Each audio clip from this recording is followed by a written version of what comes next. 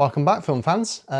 Based off the how much I enjoyed actually making the video of this last month, I thought why not do one again, which is essentially start of last month I did a kind of video where I looked at my Blu-ray 4K purchases that I did in August. So I thought why not do one for September, because I ended up buying quite a lot, contrary to what I think I said in the last video. So in fact, I'm not even including any of my DVD purchases in this. It's just, I thought, because I bought quite a few DVDs as well, I thought just focus on the Blu-rays and the 4Ks for the purposes of this video. Quite a lot of this stuff is the result of sales items or limited editions that I just couldn't resist buying. So I couldn't, I just couldn't pass up the opportunity. And it's 50-50 over like films that are going to be first time watches for me and films that I just really enjoy and wanted to have as part of my collection. So with that said, there's quite a few here, about a dozen or so. So I'll get into it really quickly for you guys. We'll start off with a couple of films from Signal One. And that is, the first one is Last Embrace, which is a film that popped up on my radar a couple of years ago now. And it popped up on my radar just because, you know, it looked like a decent thriller, right at the end of the 70s, 1979. Roy Scheider's in it, who's kind of like really one of the underrated actors, I think, of the 70s. You know, he's in everything from All That Jazz to Jaws to, you know, French Connection, Sorcerer, this, so as well as a few others notable films. So I thought I'll take the punt on this, and then I realised, I don't know, probably about a year afterwards, it was directed by, I didn't realise that it was directed by I was about to say John Cassavetes then, not John Cassavetes, by Jonathan Demme. Jesus Christ, his name escaped me there. And you know, a Hitchcockian thriller directed by Demme. Actually, what's interesting about this is some of the overlaps I have here, actually, which is quite interesting. But yeah, Jonathan Demme, Last Embrace. I thought, why not give it a whirl? Hopefully, it's not going to be disappointing, but it looks interesting. Next film I got as part of the Signal One is Black Widow, Bob Rafelson's film from I think 1987. Dennis Hopper's in this one. This is a film which, if you look at kind of like reviews and stuff by both audiences and critics alike, I don't think that won't turn you on to the movie, but there are some fans of this movie, and it's quite culty, and it's kind of like an obscure, for some of an obscure classic. So again, it kind of seems to be like a psychological thriller, tint of horror, and it's October, horror season, so a lot of these are going to have a theme of what I've purchased, because I essentially am going to be watching pretty much exclusively horror movies for the next month. Kind of a Shocktober. So yeah, I've wanted to see this movie for a while now. So when I saw, like I said, it was part of the sale, I didn't hesitate and I picked it up. So I can't wait to watch that either. The next film is, I'll just show it to you. Arrebato. It's a Spanish film, a Spanish horror that seems to be like a kind of more twisted, demented version of Peeping Tom, Michael Powell's classic from 1960. So count me in. Pedro Almodóvar, probably the most famous living or kind of revered Spanish director, says this is his favourite horror film. So make of that what you will. This comes in a limited edition of 1,000 with the slipcase. This was released like a couple of years ago, I think, or was it last year? Still, it came with a slipcase. That shows you kind of how off the beaten track this movie is. I haven't looked too much into the plot because I don't like doing that for films I haven't seen for the first time. So, but it does. It is high. It's very highly regarded in some circles. So I thought, why not check it out? Maybe it's an obscure hidden classic, and I love discovering new films like that. So yeah, it looks like a very, very interesting film. Almost like like I say, Peeping Tom-esque, or like a kind of movie about filmmaking, and then the kind of horror kind of comes into that. Horror elements come into that. So Arrebato. Yeah, I think I pronounced that correctly, which I think is Spanish for rupture, I believe. Next film, some of you might not believe I haven't seen this, but it is on 4K also, but I opted for the Blu-ray because I don't typically get 4Ks of films that I haven't seen yet, because I get 4Ks just for the films that I know and love, and know that I'll like and value and cherish. But this is Cross of Iron by Sam Peckinpah, his kind of World War II film from 1977, I believe. Yeah, it's just a film I haven't seen. It's been one of those that's been on my watch list for a while. Studio Canal's released it, still comes with the slipcover. So I thought, why not get it? 2-disc Blu-ray, host of special features on here, mainly interviews and audio commentary, but I always appreciate audio commentaries for extra insight and perspective for people who actually know the films really, really well. Yeah, James Mason's in this. Always love a bit of James Mason. James Coburn's in it, of course. I think he's the lead. Yeah, so I look forward to watching that World War II film. Then we've got a film by a truly independent American film director, John Sayles, Mate One. This is a film I've been meaning to watch for years and been wanting to kind of hunt down. So when 88 Films released this on Blu-ray, I was all in. It doesn't come with a slipcover, unfortunately, but again, that doesn't really matter to me, especially when, you know, John Sayles, like I say, he's a true, he's an independent filmmaker. Like most people when they think independent, they think of someone like Quentin Tarantino or something. He's more like of a major independent. In fact, he's not really a kind of independent filmmaker as such, really.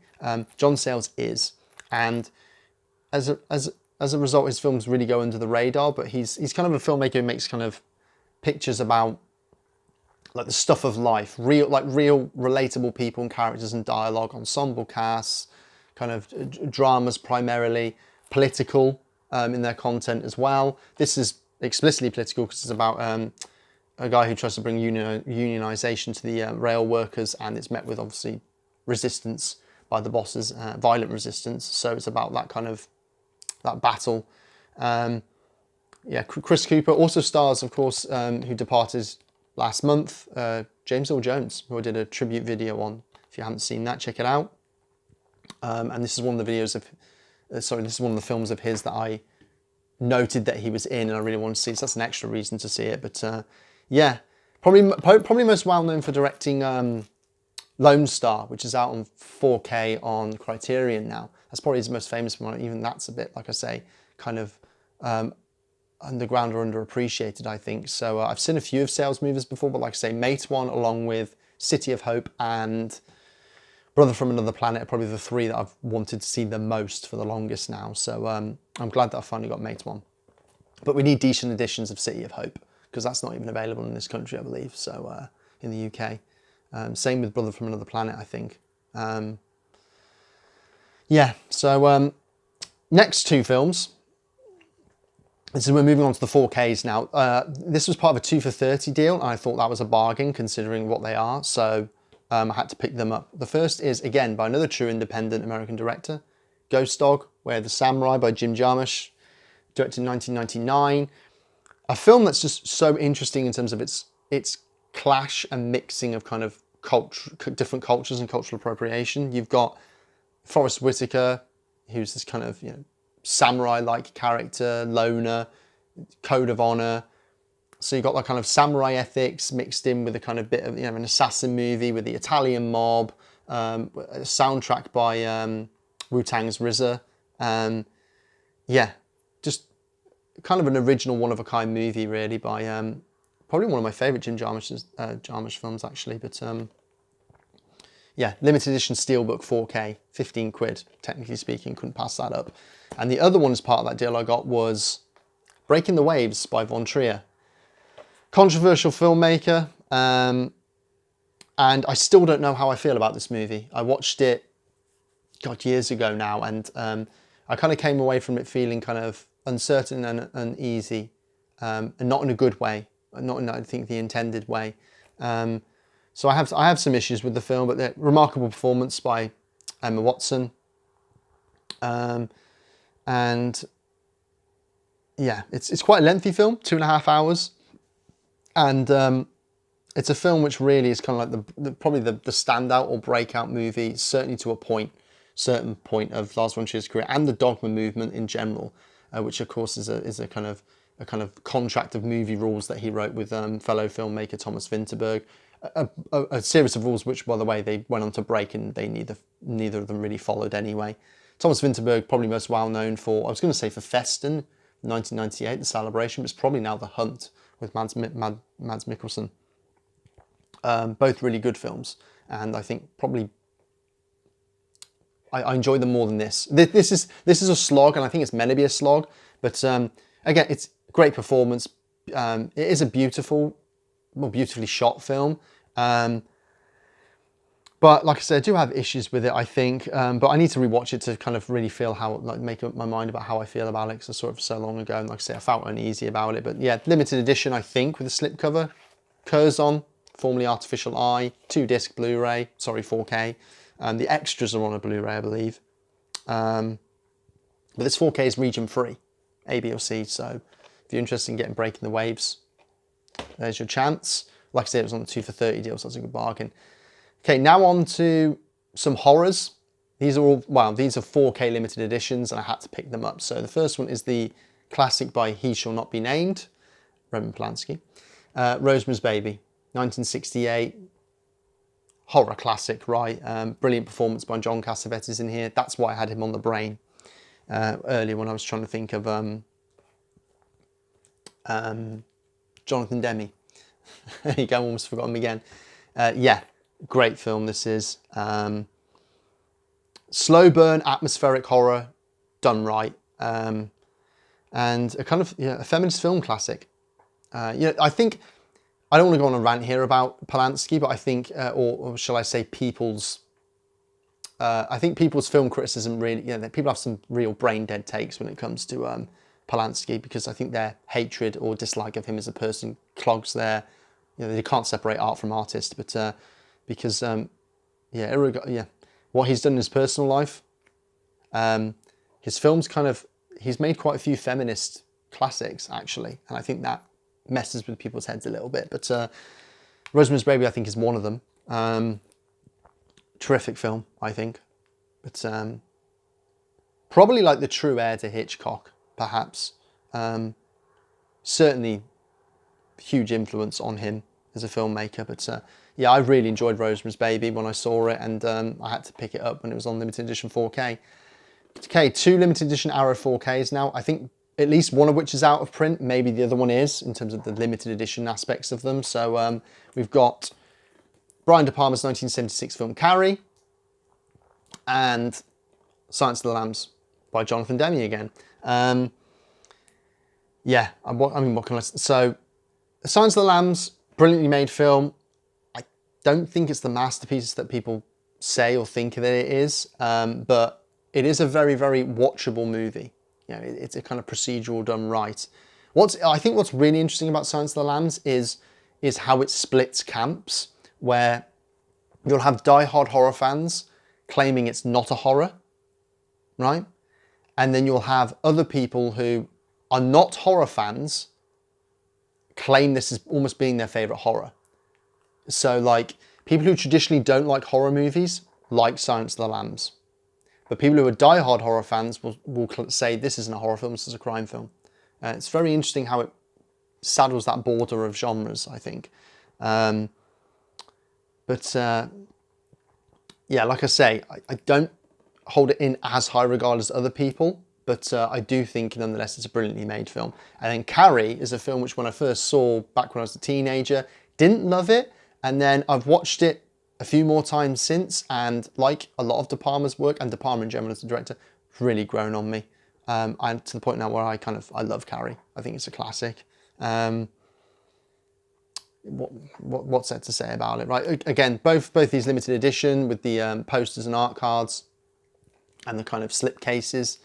But like I say, Silence of the Lambs sold out very quickly on limited edition 4K. Carrie, I believe, has now sold out. But I just had to get this because, and they got the limited edition 40-page books as well, which are always good reads with essays in. But yeah, I think one of De Palma's best films, actually, now. So just one more, promise. And this is, again, limited edition, 4K, and this sold out recently, I believe, and I just managed to snag a copy. It was quite pricey, maybe for what it is, but if you say this is the finest film of the 70s directed by Francis Ford Coppola, maybe even the finest American film of the 70s, perhaps, I won't argue with you too much. And that's The Conversation, 1974. 50 years since this came out now. Limited edition set by Studio Canal. As you can see, it's quite bulky. Hasn't it the kind of the original soundtrack, but on tape cassette, which is interesting. I thought it was quite quirky and nice. But I I love the cover art for this, and there's 2 posters in here, and one of them is of that cover art. So, you know, I just love that. And of course, you've got the film in 4K. Gene Hackman, of course, inarguably one of the one of the great movie performances, but also one of the, I think maybe from what I've seen, maybe the greatest conspiracy thriller of the 70s. It's mad to think he made this in between Godfather 1 and 2. The sound design on this is obviously incredible as well. I haven't seen this in a good few years though, so I really look forward to watching it again. But fantastic film. And I think, again, Gene Hackman is... Do you know what? A lot of the 70s actors, I think this, a lot of the great 70s actors, so many of their movies risk being forgotten or are being forgotten. You know, you just only have to look at some of the great movies, or interesting movies at least, that the likes of Gene Hackman were in, and Dustin Hoffman, even like Jack Nicholson, De Niro, less so De Niro, but Pacino, some of Pacino's work. A lot of them are quite hard to see and quite hard to... They just don't... Not many people have seen them anymore. And... that's quite incredible to think, really. But The Conversation is probably one of the... I mean, this is probably one of the better known ones from Gene Hackman's career. And I reviewed a film, obviously I reviewed French Connection on this channel. That was kind of one of his real breakout performances and one of his most beloved. Yeah, The Conversation by Coppola is a... And of course, Coppola's relevant at the moment because he's got Megalopolis out in the cinemas at the moment. And going by the reviews by both critics and the general public that's seen the film, I don't think it's going to be in cinemas long at all. I think Coppola's going to lose a lot of money on that. I think he pumped 130 million of his own money into it by selling some of his wineries and vineyards, but he lost a lot, both money and otherwise, making Apocalypse Now, and I think he's maybe gone and done it again with this. But at least a lot of people had a lot of positive things to say about Apocalypse Now. But Megalopolis, I don't know, I'll have to go and see it if I can catch a showing of it somewhere. But Coppola in the 70s, very hard to beat, I think. So that's my bunch of 4Ks and Blu-rays that I purchased in the month of September. Like I said, I bought loads of DVDs as well, but I won't show those. I don't want this running too long. If you enjoyed the video, again, as always, like, comment and subscribe if you haven't already. I always forget as well to mention, like, click the notification bell, because I don't know how many of you actually get notifications on when I do a new video. So I do one at least once a week now. So yeah, let me know what you think of my purchases and what are the films that I've got. Have you got them? Or did you just miss out on some of these limited editions and you actually wanted to get them? Let me know. And yeah, let me know your thoughts as always. And I'll see you on the next one, and take care, guys.